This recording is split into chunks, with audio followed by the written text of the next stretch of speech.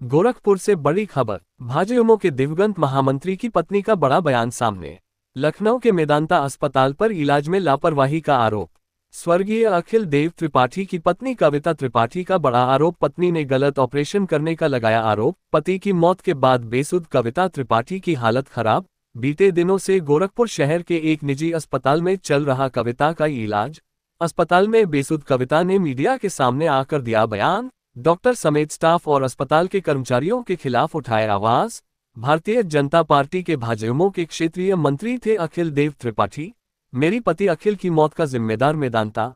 पत्नी कविता। मेरे पति बीजेपी के एक कद्दावर कार्यकर्ता थे। पत्नी कविता। बीजेपी से न्याय की उम्मीद लगा बैठी कविता त्रिपाठी कुछ दिन पहले इलाज के दौरान हुई थी अखिल देव की मौत। पत्नी कविता ने सीसीटीवी फुटेज के आधार पर जांच बैठाने की मांग की। कहना चाहते हैं, हमारे पति शुरू से भारतीय जनता पार्टी के लिए, अपने देश के लिए शुरू से हमेशा अपना हर एक योगदान दिए हैं। यहाँ तक कि उनको अपना घर परिवार तब बाद में दिखता था, पहले उनको अपना देश, अपना पार्टी, अपना संगठन दिखता था। और आज इतने बड़े उसके बाद भी उनके लिए कोई उनकी पार्टी, कोई संगठन, कोई वो कुछ भी काम नहीं कर रहा है। यहाँ तक कि उनको 3-4 साल से एक पद पे ही रखने के बावजूद भी वो किसी तरह का कोई बिना शिकायत किए, बिना किसी तरह का उनको कोई पेमेंट या कुछ भी नहीं मिलता था जिससे वो अपना सही से वो कर सके। फिर भी अपना व्यवस्था करके वो जी जान से भारतीय जनता पार्टी के लिए लगे रहे, लेकिन आज उनको कोई न्याय नहीं मिल रहा है। मेरा बस यही है, सारे संगठन, सारे मंत्रियों एवं सारे विधायकों से, अगर उन्होंने आप सब लोगों के लिए कुछ भी किया है तो कृपया उनको न्याय दिलाइए और मेदांता बंद कराइए। और डॉक्टर रविशंकर, उनका लाइसेंस रद्द करा के उनको जेल नहीं, उनको मृत्यु दंड दिया जाए। इलाज को लेकर जो लापरवाही सामने आ रही है, जिस तरह से आप आरोप लगा रही है, क्या आरोप लगा रही है? किसी तरह का कोई व्यवस्था नहीं। पहली बात तो आईसीयू में हमेशा एक कैमरा होना चाहिए। अगर आपके घर का पेशेंट है, वो अंदर है, आप उसके साथ क्या कर रहे हैं, कैसे कर रहे हैं, ये हमें जानना बहुत ज़रूरी है। पूरे 24 घंटा में यहाँ पे एक बार उससे मिलने दिया जा रहा है। उसके बाद भी अगर पेशेंट अंदर से बुला रहा है तो भी आप अलाउ नहीं कर रहे हैं कि आप अंदर जाने दें। किसी तरह का कोई वहाँ व्यवस्था नहीं। हम जब जा रहे हैं, उनको टच कर रहे हैं तो पता चल रहा है फीवर है, तब जाके वो लोग फीवर का ट्रीटमेंट शुरू कर रहे हैं। हम जा रहे हैं तो देख रहे हैं उनको मतलब ठंडी लग रही है तो उनको ब्लैंकेट जबरदस्ती कह के। मेदांता सिर्फ पैसा लेता है, फैसिलिटी कुछ भी नहीं देता है। क्या आप अपने पति की मृत्यु का जिम्मेदार मेदांता को मानती हैं? मेदांता को मानते हैं, और अगर मेदांता पे किसी तरह का कोई कार्रवाई नहीं की गई तो पूरी भारतीय जनता पार्टी को भी मानते हैं। जो इलाज हुआ उसको लेके क्या कहना है आपका? इलाज ले जो हुआ है, डॉक्टर रविशंकर महीने में एक दिन गोरखपुर आते थे। तो यहाँ पे पहले हम लोगों ने डॉक्टर पंकज दीक्षित, संजय जायसवाल, इन लोगों को दिखाया। जब हल्का फुल्का दर्द शुरू हुआ तो उन लोगों ने बोला कि ये न्यूरोसर्जन का मामला है, आप किसी न्यूरोसर्जन को दिखाइए। तो फिर किसी के थ्रू हम लोगों को ये पता चला कि डॉक्टर रविशंकर मेदांता के न्यूरोसर्जन है, और वो महीने में एक बार आते हैं इलाज के लिए यहाँ गोरखपुर आरोग्य हॉस्पिटल के सामने, कोई हॉस्पिटल है उसी में। उसके बाद उनसे हम लोगों ने खुल के पूछा तो उन्होंने एमआरआई कराने को बोला।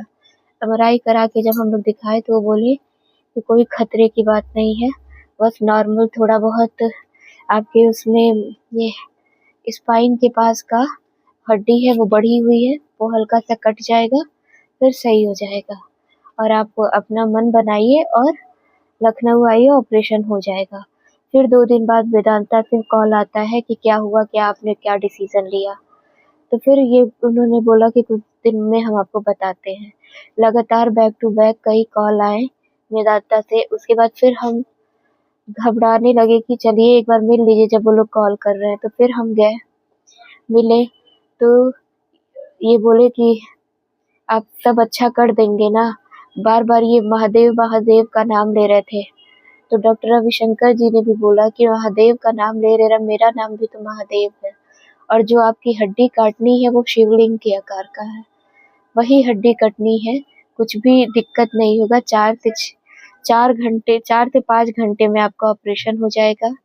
2-3 घंटे में आप आईसीयू में आ जाएंगे, होश में आ जाएंगे। दूसरे दिन आपको बेड मिल जाएगा। 2 दिन बाद आप डिस्चार्ज हो जाएंगे। तो उन्होंने बोला कि मेरी आवाज को तो कुछ नहीं होगा ना? वो बोले नहीं। तो वो हंसने लगे, बोले कि बच्चों जैसी बातें आप कर रहे हैं, आवाज से स्पाइन के हड्डी से उसका कोई कनेक्शन नहीं है। एकदम आप जिस हालत में आए हैं उससे अच्छे हालत में वापस जाएंगे। तो फिर भी घबराए हुए थे, पता नहीं क्यों बहुत। लेकिन हम सब लोगों का प्रेशर की कोई बात नहीं, एक बार हो जाएगा तो दर्द से आप छुट्टी मिल जाएगा। फिर भी हम लोग को डाउट था, तो हम लोग मजहर हुसैन, डॉक्टर DK वत्सल सबको दिखाएं। लेकिन ये थोड़ा सा पूजा पाठ और अध्यात्म में बहुत विश्वास रखते थे, इसलिए बार बार वो जब कन्विंस करते थे तो इनको लगता था कि महादेव का नाम है, सब अच्छा होगा। और वो लोग काफी कन्विंस भी किए। उनका एक PS था कोई मुस्लिम करके, वो सबसे ज्यादा इनको मोटिवेट किया। लापरवाही कैसे मानती हैं आप? लापरवाही ये मानते हैं कि एक बार हम ICU में गए तो उनको ये ड्रिप लग रहा था, तो वो ड्रिप में हम देखे कि ब्लड ऊपर जा रहा है और सिस्टर लोग उधर दूर पे खड़ी थी। तो हम बोले ये ऊपर क्यों जा रहा है? तब दौड़ के आई कि अरे मैम कभी कभी वो जब खत्म हो जाता है तो एयर पास। हम बोले हम इतने क्रिटिकल कंडीशन में आप इतनी लापरवाही से, मान लीजिए अभी ज्यादा कुछ हो जाता तो फिर कहीं मैम नहीं, ऐसा कुछ नहीं होता है। फिर एक बार दोबारा जब हम परमिशन लेके गए, परमिशन का मतलब वहाँ जबरदस्ती करना पड़ता था, वहाँ परमिशन के नाम का कुछ नहीं होता था, परमिशन कभी नहीं दिया जाता था। उसके ऑपरेशन को बाद लेके क्या चीज है आपके सामने?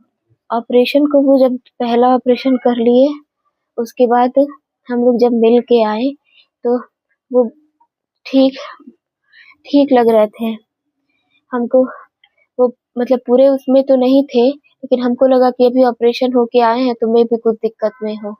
उसके बाद हम गए मिले, वो मेरा हाथ भी पकड़े, कहे बैठो यहाँ से जाओ मत सब। तो वो लोग जबरदस्ती हमको बाहर कर दिए, वो 2 बार रोके। लेकिन हमको लगा, इतने हम खुश हो गए, हमें लगा कि ठीक है कुछ घंटे बाद सही हो जाएंगे ये। उसके बाद कुछ घंटे बाद वो लोग हम लोगों को बुला के कह रहे हैं इनके दिमाग में ब्लड की क्लॉटिंग हो रही है, सूज रहा है। तो हम बोले कि अभी 1-2 घंटे क्या कुछ घंटे पहले ही क्या बोलते हैं उसको, मिलने गई थी। नहीं, CT स्कैन हुआ था, तो उसमें आपको देखा होगा, यहाँ एडमिट करने से पहले भी CT स्कैन कराए थे, MRI कराए थे। तो उन सब में पता चलना चाहिए था ना कि इनको ये सारी दिक्कत है। तो वो मेरे ऊपर गुस्सा आ गए कि आप ऐसे बात करेंगी तो हम कोई इलाज नहीं करेंगे। तो वहाँ पे सारे बड़े हमसे मौजूद थे, सबको लगा कि ये गलत में वो कर रही है, हमारा केस उनके पास है तो कुछ बिगड़ न जाए, तब लोग हमको जबरदस्ती चुप करा दिए। उसके बाद फिर वो जबरदस्ती लेके गया ऑपरेशन करने के लिए, और दोबारा जब से ऑपरेशन करके लाया तब से वो होश में नहीं आए। हर कुछ घंटे बाद बोलता था कि 36 घंटे, फिर 72 घंटे। हम लोग इतना कुछ दिन बाद लास्ट के 2 दिन तो हम लोग को मिलने ही नहीं दिया गया। कुल मिलाकर आप निदानता ये डॉक्टर की लापरवाही मानते हैं? पूरी लापरवाही। और मेरे ख्याल से वो डॉक्टर अगर इतना बड़ा उसके पास डिग्री है, सब कुछ है, तो मेरे ख्याल से वो डॉक्टर ऑपरेट सही से किया ही नहीं, या तो किसी अपने जूनियर से कराया है। और हम जब ये सारी चीजें होने के बाद, क्योंकि वो प्लेट और CCTV फुटेज भी देने से मना कर दिया, और हम लोग जब ये बोले कि ये क्या बोल रहे हैं, क्या मांग करती है हॉस्पिटल की? हम हॉस्पिटल को बंद करवाना चाहते हैं, उस डॉक्टर का लाइसेंस रद्द करवा के उसको कड़ी से कड़ी, यहाँ तक कि मृत्यु दंड, क्योंकि वो जितनी बार भी मर जाए लेकिन मेरे पति वापस नहीं आएंगे। और ऐसा नेता और ऐसा पति, ऐसा बेटा भगवान किसी को नहीं दिए होंगे। लेकिन फिर भी अगर कोई न्याय नहीं हुआ तो इस सारी चीजों की जिम्मेदार भारतीय जनता पार्टी, तारी संगठन और वेदांता हॉस्पिटल होगा।